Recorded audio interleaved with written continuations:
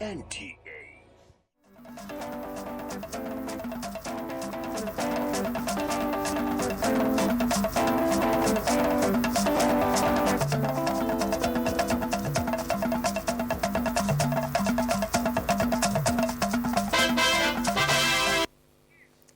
A very good afternoon to you. Welcome to News Nationwide on the network service of the NTA.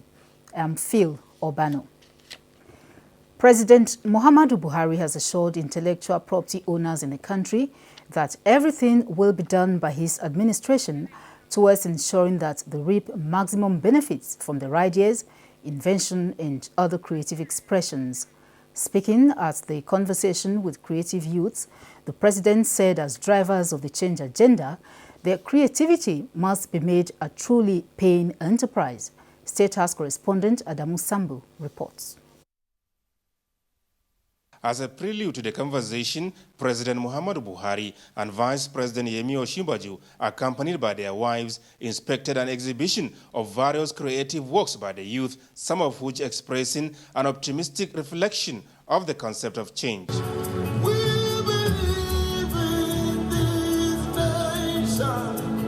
At the interactive session with the creative youth moderated by Joke Silva on the challenge of transiting from the creative industry to a creative economy, President Muhammadu Buhari acknowledged the immense contributions of the youth to nation building. While promising improved budgetary allocation for government, the president also said an effective legislative intervention will be initiated towards repositioning and protecting Nigeria's creative industry for greater growth. Having gone around and see some of the works before I came in here, I've been very, very pleased with what I saw. Nollywood is now competing with Hollywood very successfully. The artists, you have done Nigeria proud. And I assure you, anywhere, any place, when people's right of talent were infringed, sanctions are applied. President Buhari also used the forum to challenge the youth as future leaders to take special interest in the current efforts by his administration towards rebuilding the country for genuine prosperity. You have a fantastic country. God has endowed Nigeria with human and material resources. You, the young men, you must watch our elite. I said it more than 30 years ago, and I still mean it. We have no other country than Nigeria. We will stay here and celebrate together. The climax of the event was the public presentation of a book, Buhari, A New Beginning, launched by Governor Rauf Aregbesola of Osun State on behalf of Chief Bola Ahmed Tinubu. President Muhammadu Buhari is an honest leader who seeks to give Nigerians the lives we deserve by giving us a vibrant economy based on the foundation of uncompromised security. My faith in his commitment to help the people is deep and abiding. The book, authored by the president's personal photographer, Bayo Omoboriowo, presents an array of images that captured key moments in the unique story of leadership and the inspirational life of President Muhammadu Buhari. From the State House, Adamu Sambu, NTA News. Godwin Obaseki of the All Progressives Congress APC has been declared winner of the Edo State governorship election by the Independent National Electoral Commission, INEC. Abdullahi Garba Bernikudu reports that 18 political parties contested the election.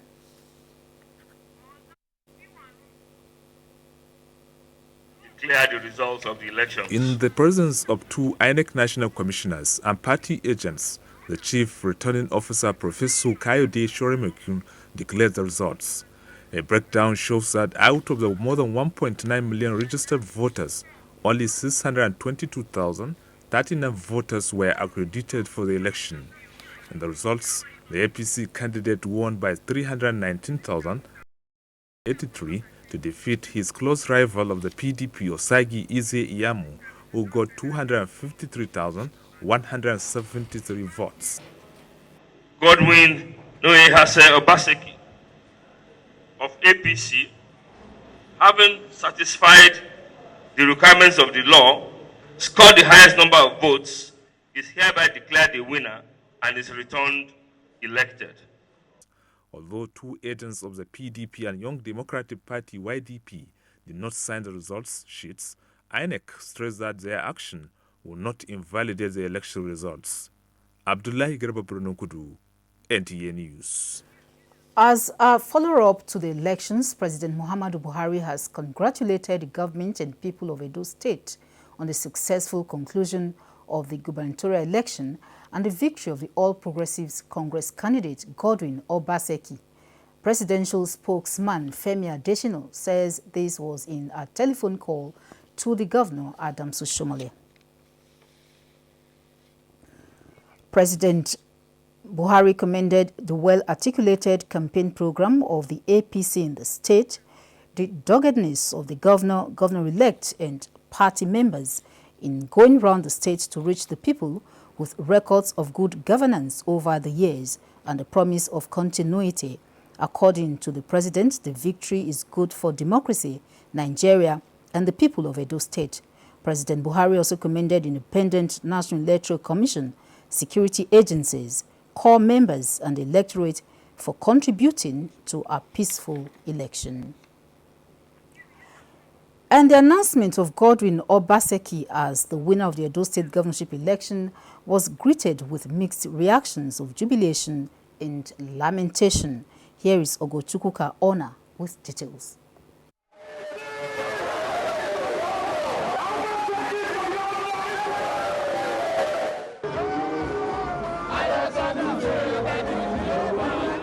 From one corner of the street to another, it was celebration all the way. Governor Adams Oshomole, who described it as a celebration of democracy, embarked on what he described as a victory walk around the major streets in Benin. Over the past 8 years, we have tried consciously to work hard to reorientate our people, not just the voters, but even the political class. The governor-elect, Godwin Obaseki, while thanking the people for the mandate, promised to be fair to all. This is a historic victory for all Edo citizens and our great party, the All Progressives Congress.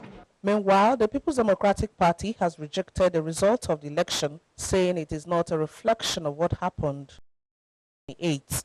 INEC did a very unusual thing. They gave the party numbers, the serial numbers of the result sheets. And those were the same result sheets that were used in this election. These result sheets have now been deployed to bring in very fake results. The Nigeria police, in a statement, has banned all forms of procession or demonstration in the state. In Benin, Ogochukwuka Ona, NTA News. And away from the Edo State governorship election, the Senate Committee on Finance says adequate synergy with the Nigeria Sovereign Investment Authority, NSIA, will fast-track efforts by the agency in building the nation's savings, infrastructure, and logistics for direct investments into the country. National Assembly correspondent Kenneth Nani reports on the committee's oversight visit to the Sovereign Investment Authority in Abuja. The oversight is to establish how much the agency is doing in developing savings for the country, enhancing infrastructure development and support for economic stability. The Senate Finance Committee solicited partnership with the financial agency, especially now that the government is sourcing other means of meeting challenges of the ongoing economic recession. We would like to, work with NSIA. We would like to, see how much we can, partner with NSIA to get the rest of the country, to get Nigerians, to realize that you are here, and to also see how much we can also add to your work.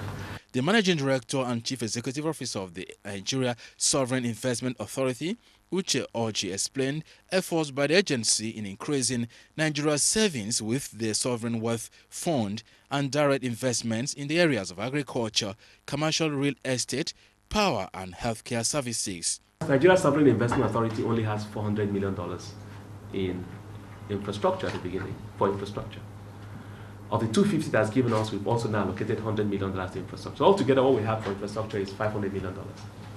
Each of the major infrastructure programs in Nigeria cannot be underwritten by the Nigerian Sovereign Investment Authority at this stage. It's still too small. It will take time before it starts to, but my vision is that in 20 years' time or 10 years' time, this organization should be able to say, we will underwrite this project. Established by the Act of the National Assembly in 2012, Nigeria's Sovereign Investment Authority commenced operation in the first quarter of 2013.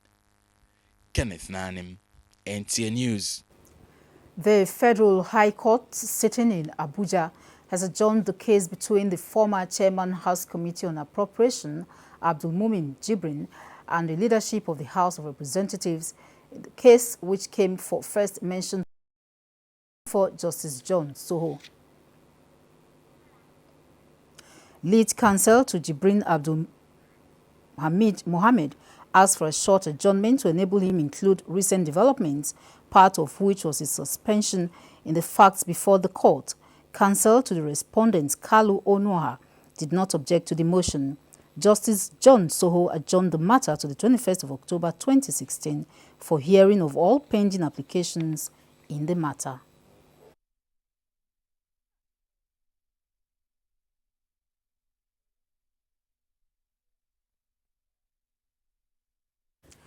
This is NTA News Nationwide. Lagos is our first port of call, and Ademola will bring us stories making the rounds in that zone. Good afternoon, Ademola. Good afternoon, Phil. Good afternoon and welcome to Lagos. Nigerian youths have been advised to imbibe the culture of integrity and honesty in order to rid the nation of corruption.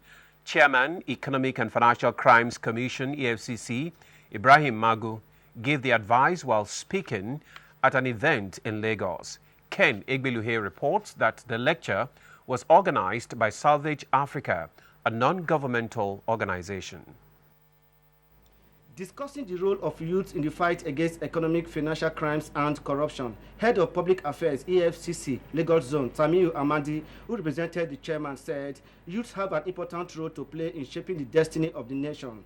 As the future leaders of this country, Mr. Amadi challenged them to develop a positive attitude and disease from vices the EFCC and other anti-corruption agencies are fighting to eradicate. As an individual, the little role you play in this fight against corruption can go a long way, to helping in revamping our society from the claws of these saboteurs of our. Speakers encourage the youth to lend support to the fight against financial crimes and corruption in their environment and by extension agents of change. The youth should, to a large extent, try as much as possible to ensure that they imbibe and acquire the necessary values and principles, which to a large extent will help in reducing the tide of corruption in Nigeria. Cheating, doing things that are not palatable.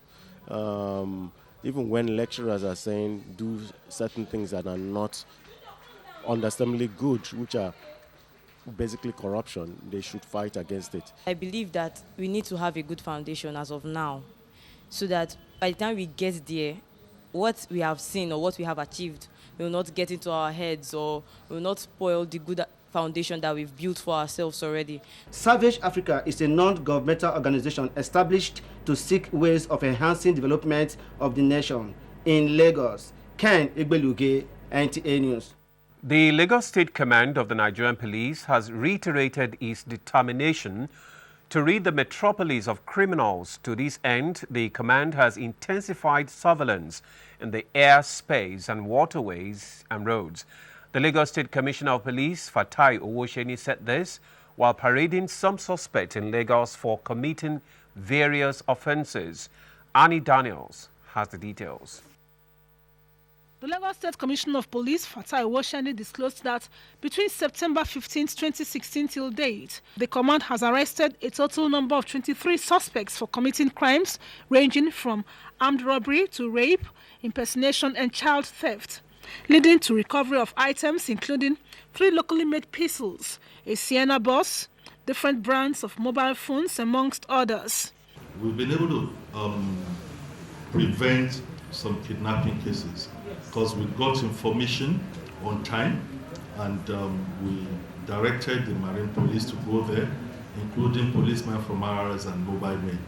And we got to know that they're targeting some white men who use the waterway to go for picnic. Owosheni frowned at reported cases of police officers searching phones and laptops of members of the public, thereby casting aspersions on the victims, who are perceived as fraudsters by onlookers. To put a stop to this, he says the police has already arrested 3 of such officers for the offense and will soon be arraigned in court. When you hear things like this, to quickly get the information to my office. Owosheni noted that the command is aware of its responsibilities and is leaving nothing to chance to ensure that Lagos residents sleep with their 2 eyes closed. In Lagos, Annie Daniels, NTA News. A book that chronicles the achievements of Nigerian women who have made tremendous contributions to nation building has been presented to the public in Lagos. Jane Ojukwu witnessed the presentation of the book titled Nigerian Women Pioneers and Icons, written by an equally iconic woman, Professor Bolanle Awe. Nigerian Women Pioneers and Icons, a 161-page book, is an attempt at documenting and bringing to the fore the extraordinary women behind historic exploits that cut across various spheres of human endeavor in Nigeria. The 34 women include the legendary Olufumilayo Ransom Kuti, Nana Asmau, Margaret Ekpo, Ladi Kwali, Folake Sholanke, and Professor Jadeshola Akonde. Women who blazed the trail starting from the 17th century till date got their names penned down in the publication. I'm trying to tell people that women are in fact human beings and they should be recognized and respected and be allowed to have an input into the development of this country. The book reviewer, Professor Muhammad Yahaya, noted that Professor Bolanle Awe has, by this publication, put history in its proper perspective. Some of the icons present at the event react. We are the people of Nigeria, and peace is what we need, so that all can live as one. The book will play a pivotal role in mentoring the girl child and in reminding Nigerian women of the innate powers that lie within them. In Lagos, Jane Ojukwu, NTA News. Well, that does it from Lagos. It's back to you, Phil, for more on Nationwide. Good afternoon. Thank you, Demola.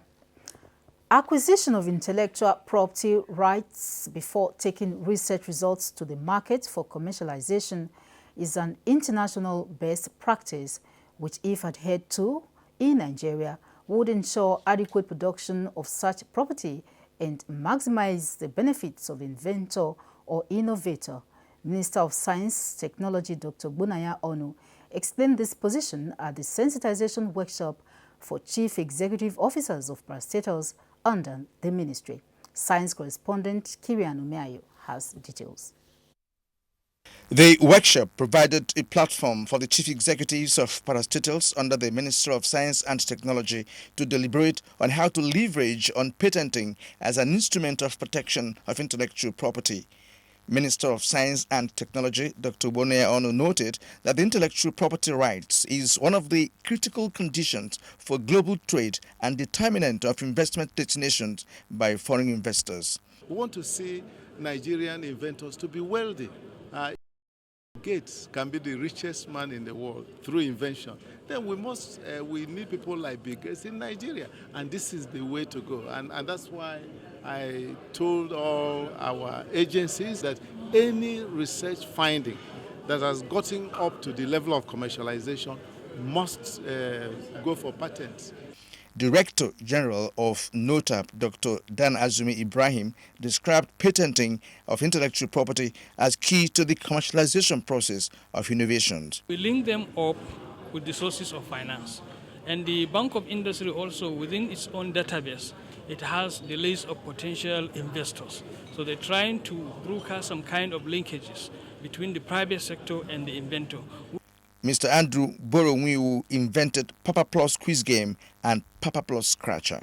It helps to educate children in objective questions in all subjects, science and arts. People will use their finger to scratch card. I invented a system. You use this to take it up and scratch that thing off immediately, to just go out without touching your finger.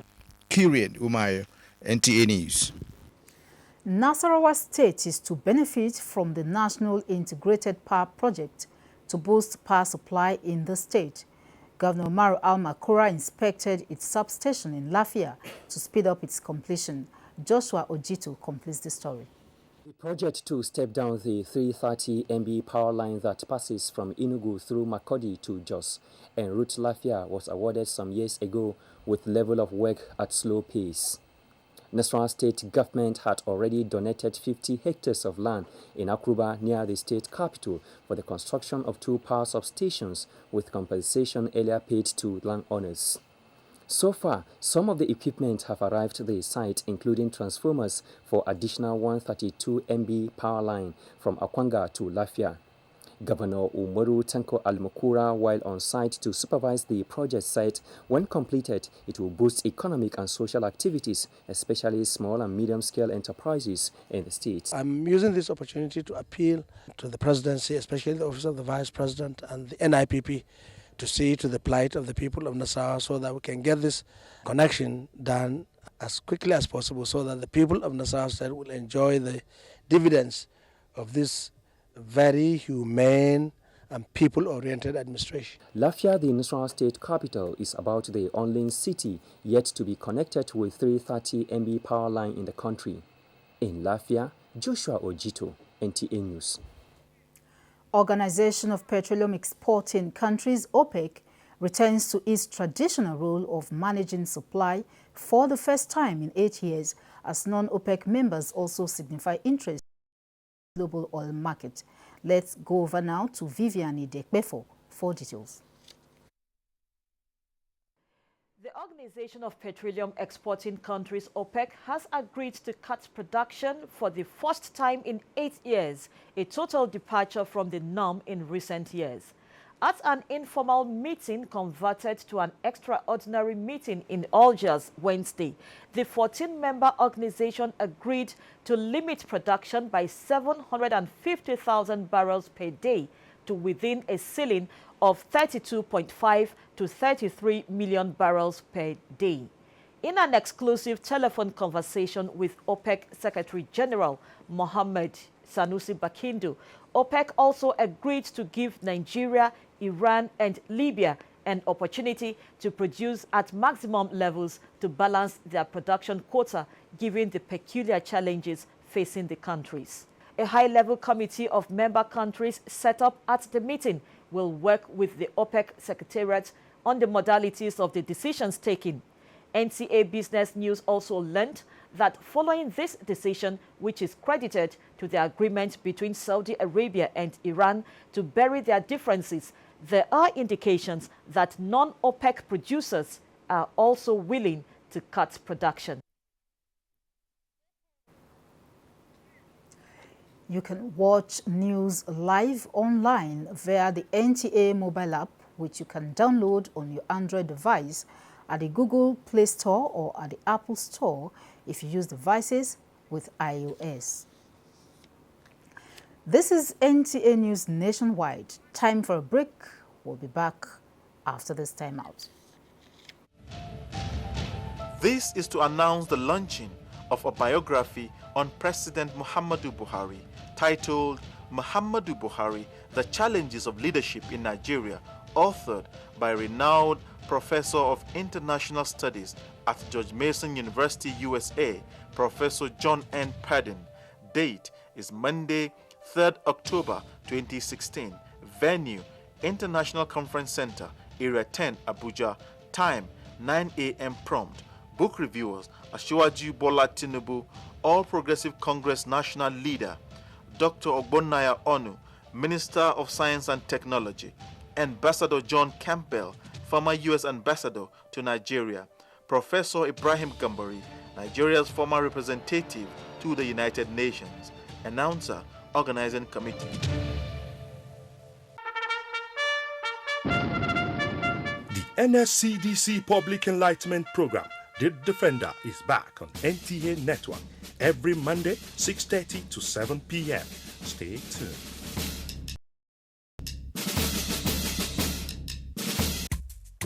Don't go there. Professor is not around. Now your father asked me this. Don't be silly. Don't be quack. I was talking. I hear say prof they find fair fine girl. Now I say make I bring this my Rihanna. I was not so yellow girl. I was so yellow face and black body. This week on your award-winning comedy series, Professor John Bull, starring Kanayo Okanayo, Mercy Johnson, Queen Wokoye, Funky Malam, Oguz Baba, Ime Bishop, Yomi Fash Lanso, MC for God, Stephen Odingbe. I almost pretend you're here. We are not eating peppermint. Medoya, smart! Hey! Olari, smart! Professor John Bull, fasten your seatbelts this Tuesday and Friday, 8:30 to 9 p.m. on NTA Network, International, and Star Times. It's absolutely bombastic. Over and out. The largest data network, Glow, grandmasters of data.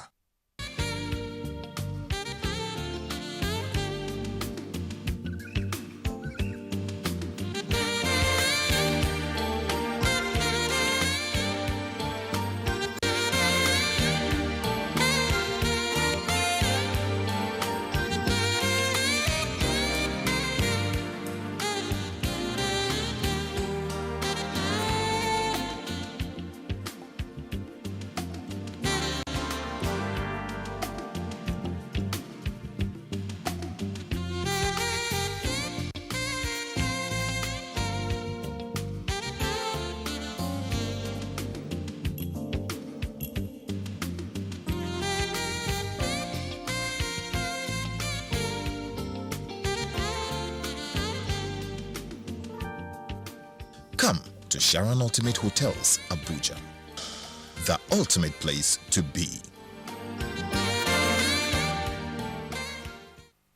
President Muhammadu Buhari has approved the program of events to commemorate Nigeria's 56th independence anniversary.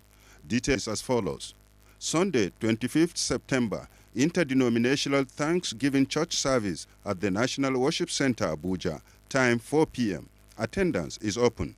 Friday, 30th September, public lecture 11 a.m. to 12:50 p.m. Venue, National Mosque, Abuja. Attendance is open. Jumat prayers 1 p.m. to 2:30 p.m. Venue, National Mosque, Abuja. Attendance is open. Saturday, 1st October, presidential change of guard. Venue, forecourt of the Presidential Villa, State House, Abuja. Attendance is strictly by invitation. Bolaji Adebi, Director Press, Office of the Secretary to the Government of the Federation, announcer. Minister of Information and Culture, Alhaji Lai Mohammed, cordially invites the general public to the official opening ceremony of the 29th National Festival of Arts and Culture, NAFES 2016. Theme, exploring the gold mine inherent in Nigeria's creative industries. Grand Patron and Special Guest of Honor, His Excellency Muhammadu Buhari, GCFR, President, Federal Republic of Nigeria. Chief Host, His Excellency Mr. Udom Emmanuel, Executive Governor, Akwa Ibom State. Host, Mrs. Dayo Keshi, Director General, National Council for Arts and Culture. Date is Tuesday, 4th October 2016. Venue, Goldswil Akpabio International Stadium, Uyo. Time, 1 p.m.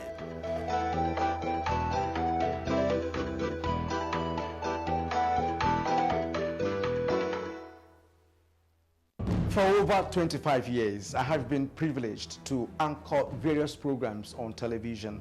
But the news program that I find most exciting and challenging is The Weekend File. This is largely because of its philosophy of engaging all classes of people, the artisans, politicians, technocrats, captains of industry, and professional analysts on issues that touch all aspects of life and living. In the conversations that follow, you find complexities, different views, ideologies, thought patterns, and individual beliefs. It's quite engaging. We do this Saturdays on NTA Network Service at 9 p.m. It's Weekend File, but you call it Weekend Companion, and it's all about nation building. Join me, Kirian Umayo, and production crew every Saturday for this weekend treat, and I can tell you that it is unmissable. Make it a day.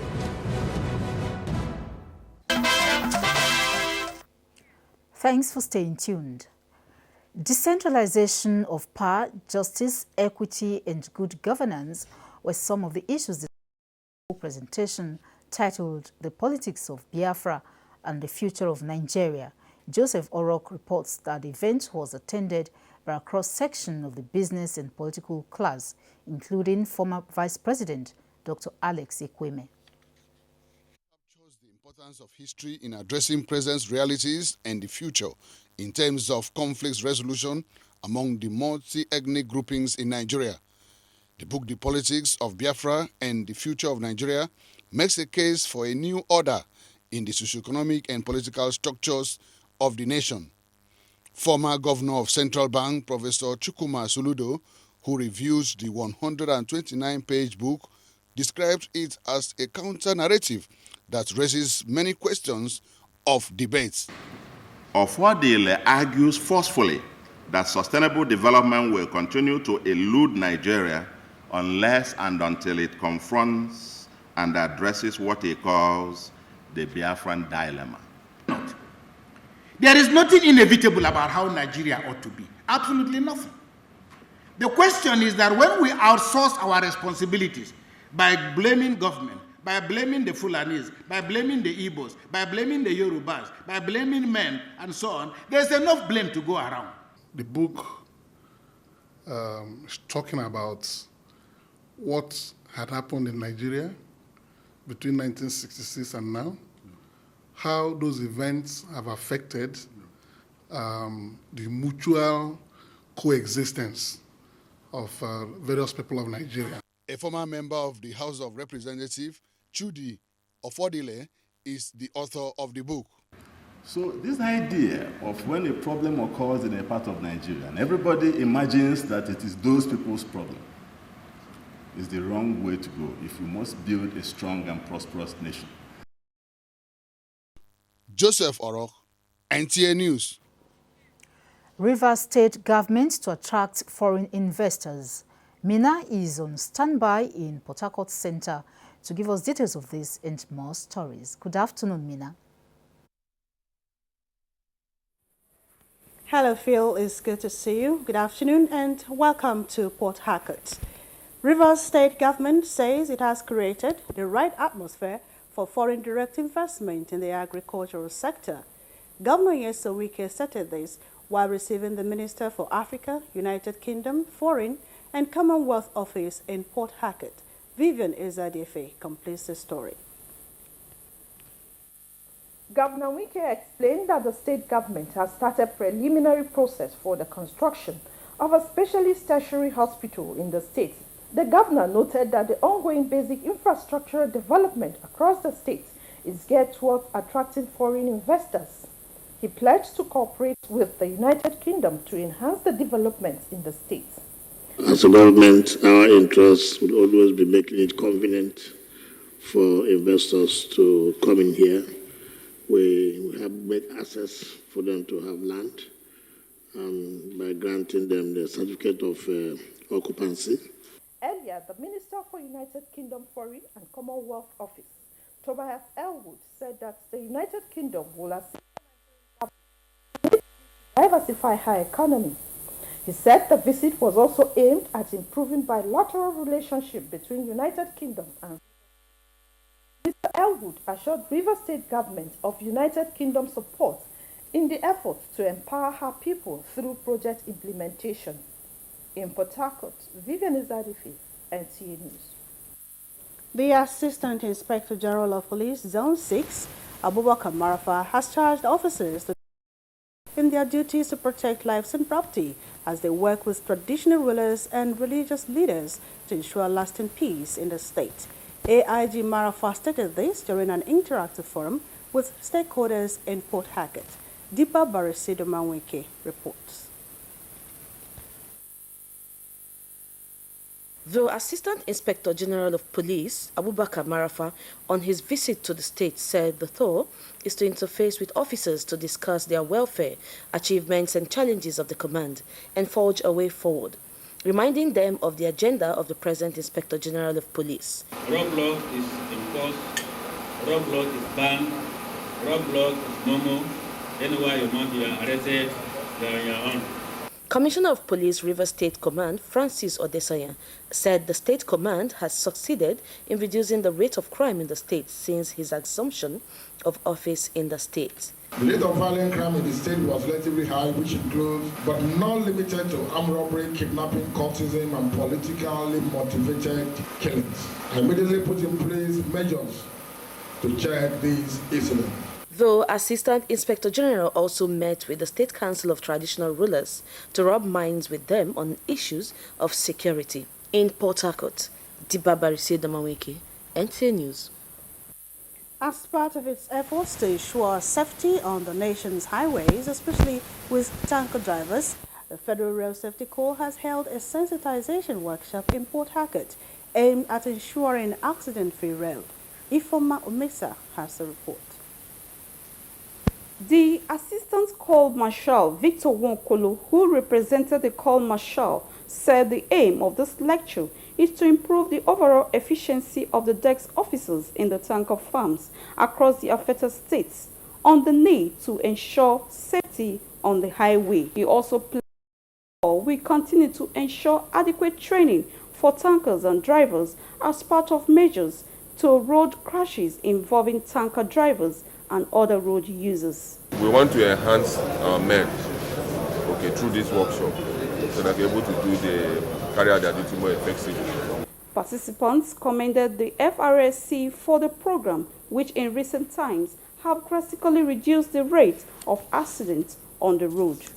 River State Sector Commander of the FRSC also charged the participants to uphold the lessons from the workshop for safety on the nation's highways. You are a good ambassador of FRSC.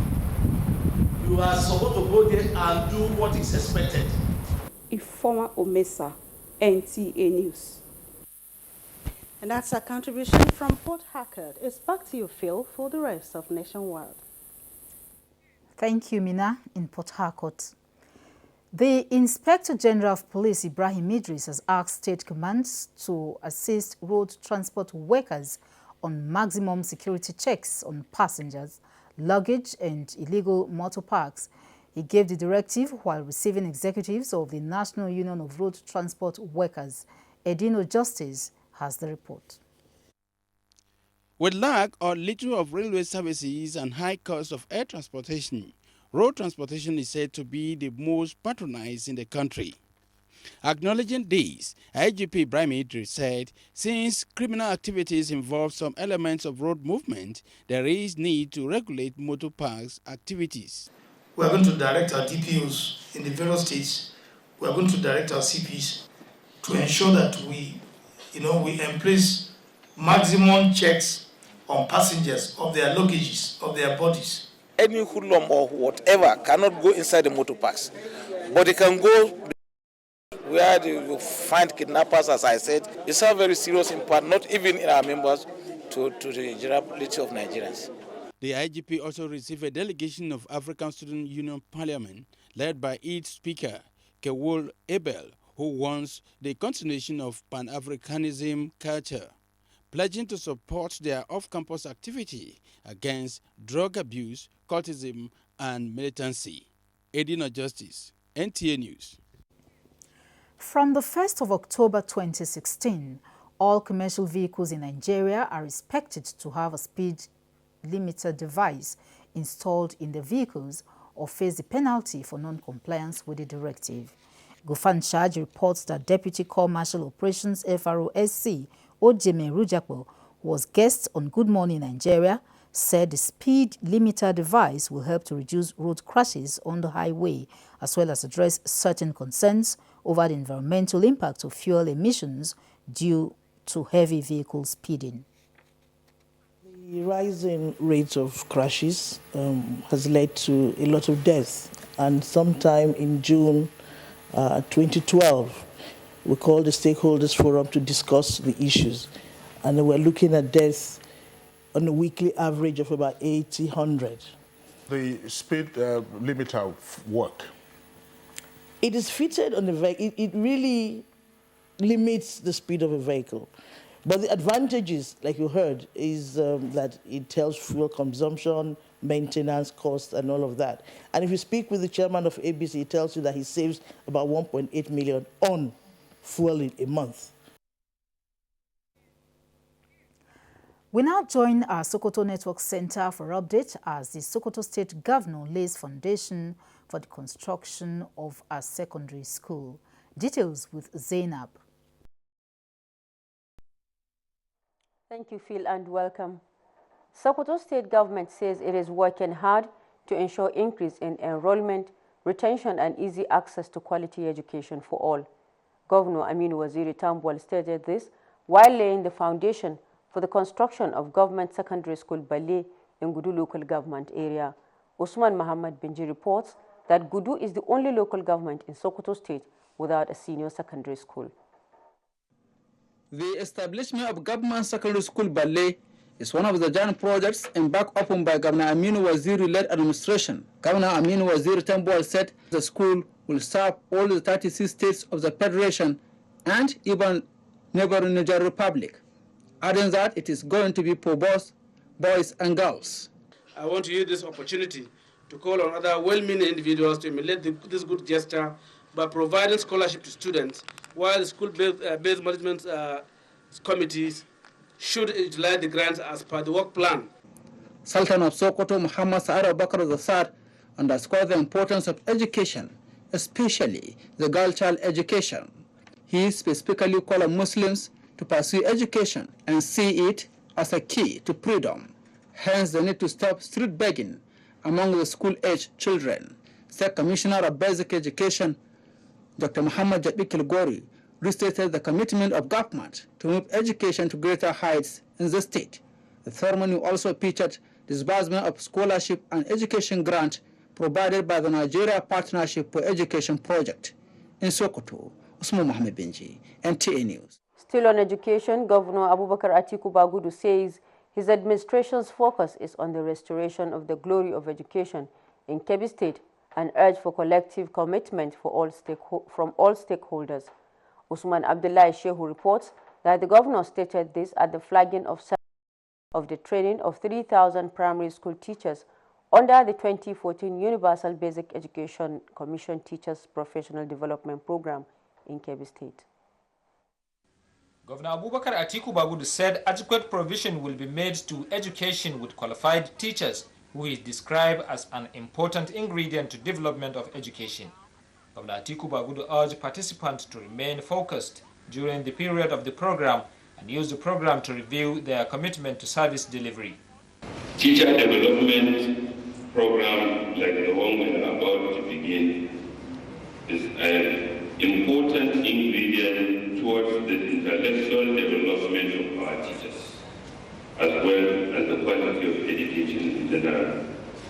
This is the more reason why it has become imperative to commend the Universal Basic Education Commission. The State Commissioner of Education, Alhaji Muhammadu Magawata Aleru, said the initial number of teachers to be trained as approved by UBEC was 1,500, but due to the commitment of the state governor, the commission doubled the number. The head of the training program, Alhaji Ibrahim Namala, who commended the state government for efforts to improve teachers and education managers, said the program centered around development of teachers on topics that include English language, mathematics, science and technology, religious knowledge, and ethical concept, among other aspects.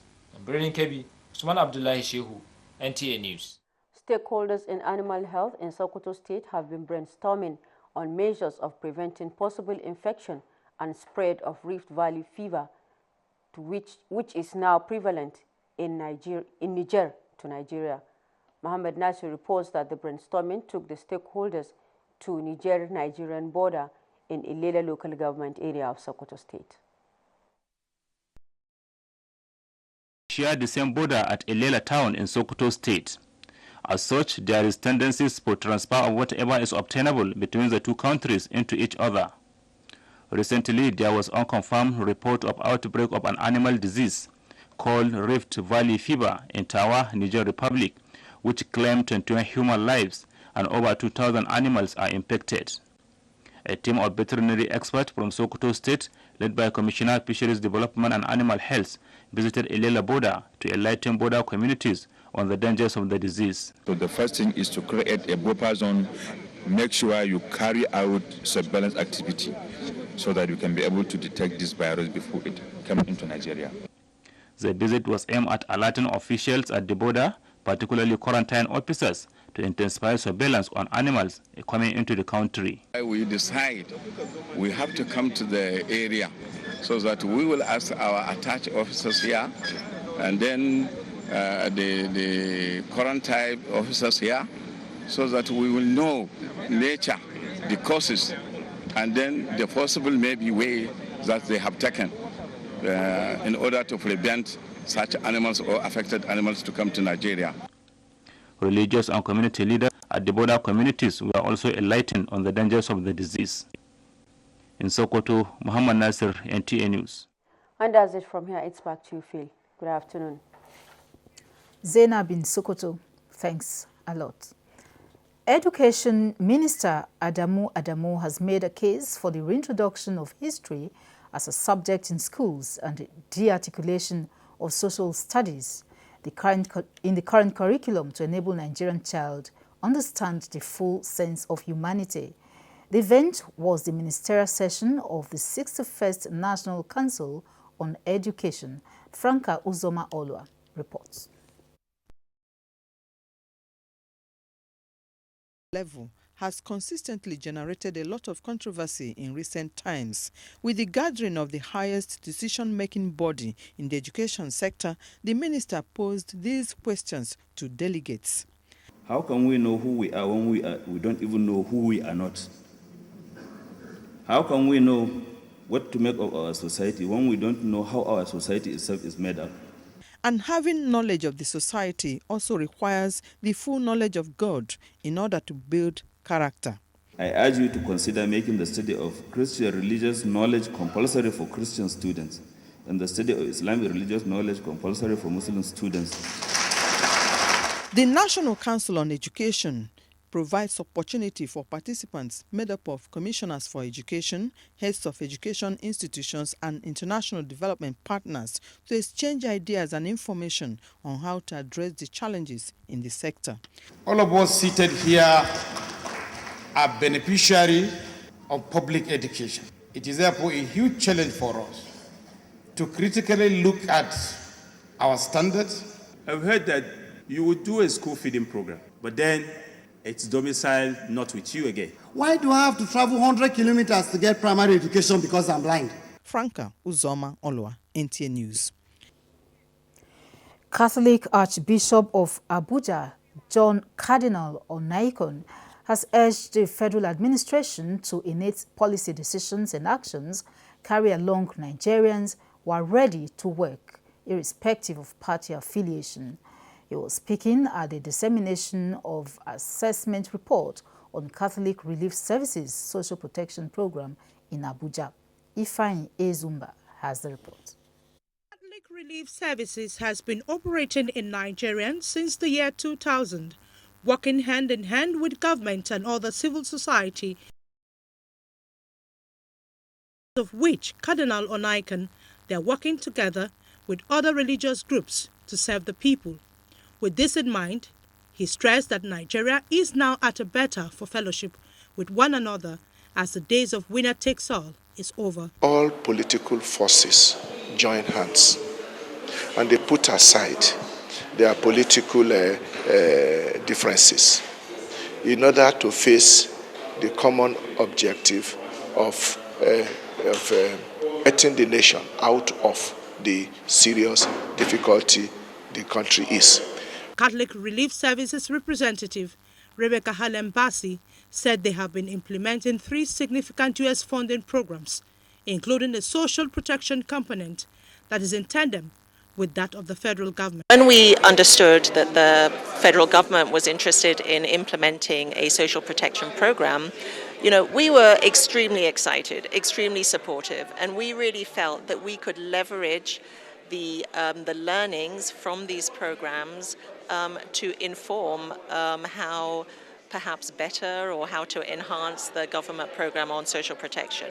We work with those families in a number of ways with a comprehensive package. Sometimes it includes cash transfers, but much more than cash, we provide support to those families in helping them to identify their goals in life. We've reached over 800,000 people. The review exercise helps in program augmentation to suit contemporary needs. In Abuja, Ifeanyi Ezumba, NT News. Former President Obasanjo canvasses adoption of motorcycle into national transport policy. Details of this and more stories from our Ibadan Center with Kemi as our guide. Good afternoon, Kemi. Good afternoon, Phil, and welcome to Ibadan. Former President Olusegun Obasanjo has advocated the adoption of commercial motorcycle as a component of national transportation system. He made the remark in Abeokuta when the national body of commercial motorcycle and tricycle owners and riders honored him as the grand patron of the association. Anthony Gandonu has the report. Former President, who was honored as grand patron of the National Commercial Tricycle and Motorcycle Owners and Riders Association, Nactomoras, gave reasons of unemployment, poverty, and poor infrastructure as what led to the introduction of tricycles and motorcycles in the nation's transportation system. So much more we need to move people within the urban or suburban areas from A to B. So what can we do this with? In the absence of taxis, we can only do it with 3-wheelers and 2-wheelers. He was later presented with the certificate of honor as grand patron by the Nactomoras leader, Comrade Mohammed Sani. 2 suspected impersonators were among those paraded by the Oyo State Police Command before newsmen in Ibadan. Correspondent Oyenyika Folaromi has the report. It was like a mild drama when a suspected robber and fraudster, 27-year-old Sebastian Izebokale, popularly called Idowu, was paraded for allegedly disguising like a lady to dupe and rob unsuspected men at night. I dressed like a man in the morning, afternoon, and then some other day to the club sometimes too. Oyo State Police Commissioner Sam Adebuyi, represented by the police public relations officer, explained that the suspect monitors the activities of the police for his armed robbery gang before he was arrested. Men who offer lift to ladies often fall into the tricks of this young man. A middle-aged man, Onoja Peters, was arrested for impersonating as official of the Nigerian Security and Civil Defense Corps. Luck ran out of him while escorting goods from Lagos to Ibadan.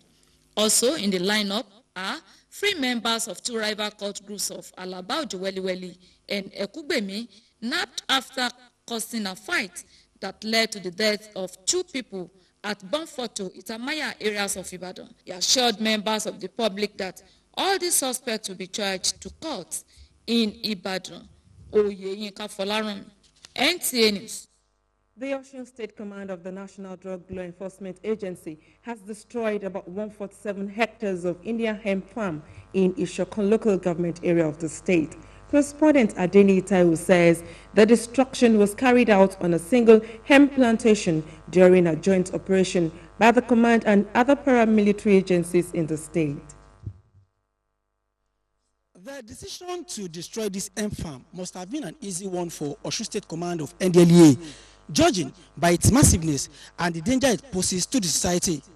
But gaining access to this place is a different ballgame entirely, as it took us about 2 hours to access here, tucked deep in the belly of Onikiti Forest, here in Ishokon local government area of Osun State. The raid, led by Osun State Commander of NDLEA, Mrs. Ekaite Egunwoke, with detachment of civil defense and peace corps operatives in the state, was sequel to earlier operations in the area. stock of vast greenfield of cannabis sativa, widely known as Indian hemp, was soon mowed down by a work gang of laborers who caught and set some tents erected by suspected owners of the farm were also destroyed. 10 kilograms of dried weed was also seized from the farm during the operation. Mrs. Egunwoke, who applauded the state government for aiding the operation, said the command will sustain the onslaught against cultivation and harvest of Indian hemp in the state. Until we get there, we wouldn't just watch them plant and harvest at the end of the day. We are trying to dispossess these people the comfort of what they felt they had labored. While calling for actionable information from members of the public on hemp farms, the Assistant Commander in charge of Operations and Intelligence, Julius Diza, advised those who give out land to cultivators without monitoring what they use the land for to desist from such practice. From Onikiti Forest in the Sokoto local government area of Osun State, Adini Taiwo, NTA News. And that's it from Ibadan. Back to you, Phil, for the rest of the news. Many thanks, Kemi. And now for a bit of sports. Nigeria's Flamingos set to face Brazil in FIFA Under-17 Women's World Cup Group C opener Saturday as second National Youth Games end in Ilorin, Kwara State. Kene Emabudike brings us details on Sports Update. With the 5th FIFA Under-17 Women's World Cup kicking off in Jordan Friday, Flamingos of Nigeria are battle-ready for their Brazilian counterparts in the opening game of Group C Saturday at the King Abdullah Stadium, Amman. England later take on North Korea at the same venue. Coach Balaniku's Flamingos have been intensifying preparations for Saturday's game at the Al Wedat training field since arriving the Middle Eastern nation Tuesday. The week-long second National Youth Games have ended in Ilorin, Kwara State Thursday, with Team Delta State emerging overall champions with 9 gold, 7 silver and 10 bronze medals. Permanent Secretary, Ministry of Youth and Sports Development, Chinyaka Oha, who addressed athletes and state officials, said state have lived up to expectations. The distribution of sports equipment to public schools across the Federation by the National Lottery Trust Fund has continued, with 40 schools in Enugu State benefiting within the week. Another batch of the equipment has also been delivered to 40 schools in Bayelsa State. And this thing is supposed to be done to every state as directed by government. It is very, very important to do it, catch them young. The target is to ensure that at least 2,000 public schools are empowered to boost grassroots sports development in the nation. With Sports Update, Keneng Imabodike, NTA News. And that's news nationwide. Thanks for watching. Good afternoon.